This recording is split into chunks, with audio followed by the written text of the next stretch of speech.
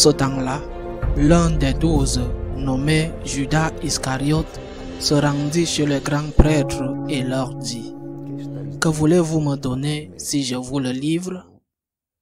Ils lui remirent 30 pièces d'argent.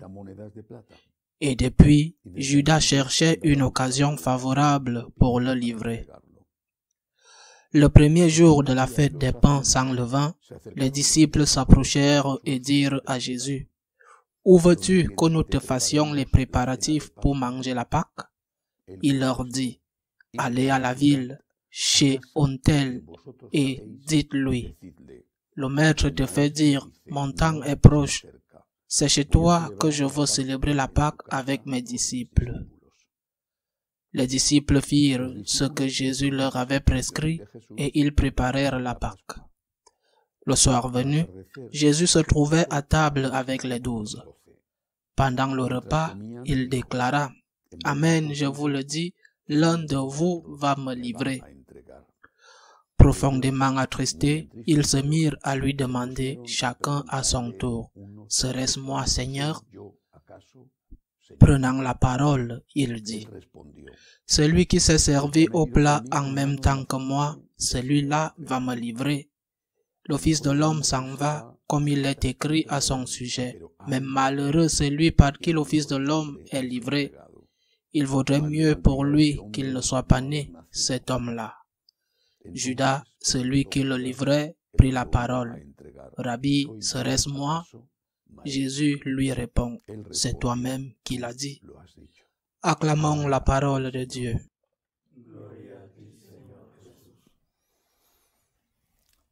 On dit que tout a un prix.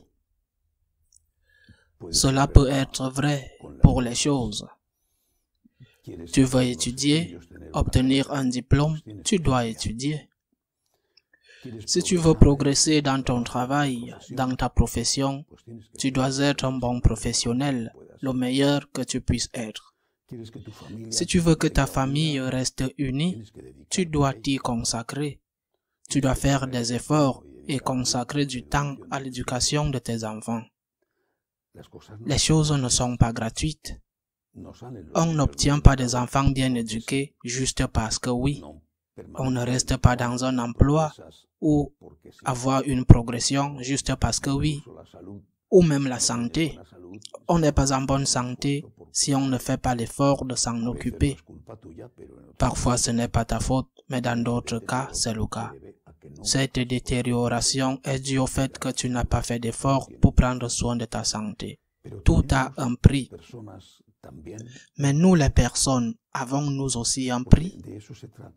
Car c'est bien de cela qu'il s'agit dans l'évangile d'aujourd'hui, du prix pour lequel Judas a vendu Jésus.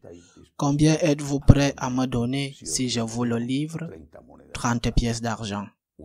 Une somme dérisoire, même à l'époque, une somme dérisoire. Le Christ a été vendu à très bas prix. Mais qu'en est-il de nous? C'est la question que nous devons nous poser. Nous qui croyons en Jésus, en la divinité de Jésus, nous qui contemplons avec admiration dans la foi son incarnation, sa mort, sa résurrection, nous qui avons toutes les raisons de le remercier et de vivre dans la gratitude envers lui, est-ce que nous mettons aussi un prix à Jésus? Et nous disons tantôt aux hommes, tantôt au diable: combien me donneras-tu si je te le donne? Un instant de plaisir, la pornographie, l'adultère, la rupture des vœux. Combien me donneras-tu si je te le donne? Ou de l'argent pour faire un commerce qui n'est pas honnête. Ou la vengeance, le mensonge, la calomnie pour faire du mal à quelqu'un. Combien me donneras-tu si je te le donne? Nous disons à Dieu ou aux hommes. Et nous gagnons, car ils ne nous offendent pas. Nous trahissons Jésus, nous le renions afin d'être politiquement corrects, pour que le monde ne nous critique pas. Nous gagnons un peu plus d'argent et de confort, un certain luxe, au prix de livrer le Seigneur. Il est très facile de critiquer et de condamner Judas Iscariote. C'est très confortable, très facile. Mais honnêtement, nous devons nous demander, et moi, qu'est-ce que je fais? Et moi, qu'est-ce que je fais? Le Seigneur a été vendu pour 30 pièces d'argent. Et moi, pour combien je le vends? D'autre part, nous ne sommes pas propriétaires de nous-mêmes. Nous ne pouvons pas nous vendre, car nous avons déjà été achetés. Saint Paul, qui a vécu à une époque où il y avait des esclaves et où il y avait l'achat et la vente d'esclaves, au moins dans les grandes villes de l'Empire, il y avait leur marché d'esclaves, certainement à Corinthe, à Éphèse, il y en avait. Saint Paul a dit, « Nous avons été achetés au prix du sang du Christ. » Le Seigneur a payé un prix pour nous. Nous ne nous appartenons pas. Comment pouvons-nous le vendre en nous vendant si nous ne nous possédons pas? Il nous a achetés, non pas pour 30 pièces de monnaie moins chères, mais en payant le prix de son sang.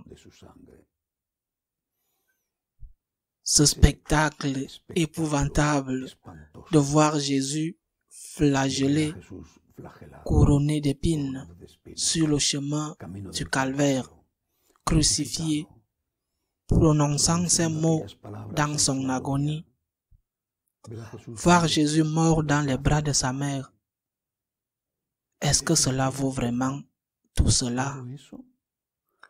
Provoquer toute cette douleur pour cet instant de plaisir ou pour un peu plus d'argent, de confort ou pour éviter une critique ou pour faire passer une facture de vengeance, est-ce que cela vaut la peine? Lui qui a payé de son sang le prix de notre liberté, de notre rédemption par son sang, est vendu par nous pour bien moins que Judas Iscariote ne l'a vendu. Il y a cependant quelqu'un qui n'a pas vendu Jésus. Les martyrs ne l'ont pas vendu. Et on leur a offert ce qui avait le plus de valeur pour eux, leur vie. Et ils ont préféré perdre leur vie plutôt que de trahir le Christ. Les saints, même s'ils n'ont pas été des martyrs, ont lutté toute leur vie pour la même chose, plutôt mourir que de pécher.